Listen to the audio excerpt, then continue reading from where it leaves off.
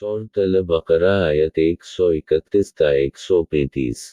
اردو زبان میں شروع کرتا ہوں اللہ پاک کے بابرکت نام سے جو بڑا مہربان اور نہایت رحم والا ہے۔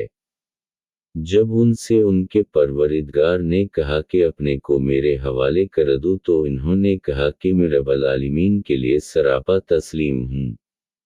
اور اسی بات کی ابراہیم علیہ السلام اور یعقوب علیہ السلام نے اپنی اولاد کو وصیت کی کہ اے میرے فرزندو، اللہ نے تمہارے لیے دین کو منتخب کر دیا ہے۔ اب اس وقت تک دنیا سے نہ جانا جب تک واقعی مسلمان نہ ہو جاؤ۔ کیا تم اس وقت تک موجود تھے جب یعقوب علیہ السلام کا وقت موت آیا؟ اور انہوں نے اپنی اولاد سے پوچھا کہ میرے بعد کس کی عبادت کرو گے؟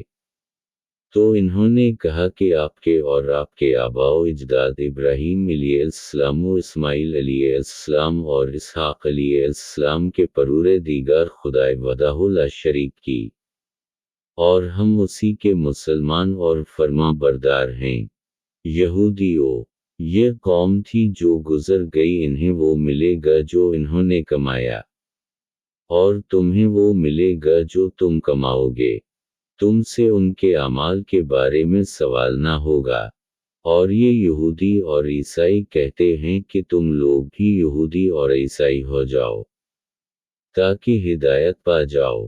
تو آپ کہہ دیں کہ صحیح راستہ باطل سے کترا کر چلنے والے ابراہیم علیہ السلام کا راستہ ہے، کہ وہ مشرکین میں نہیں تھے۔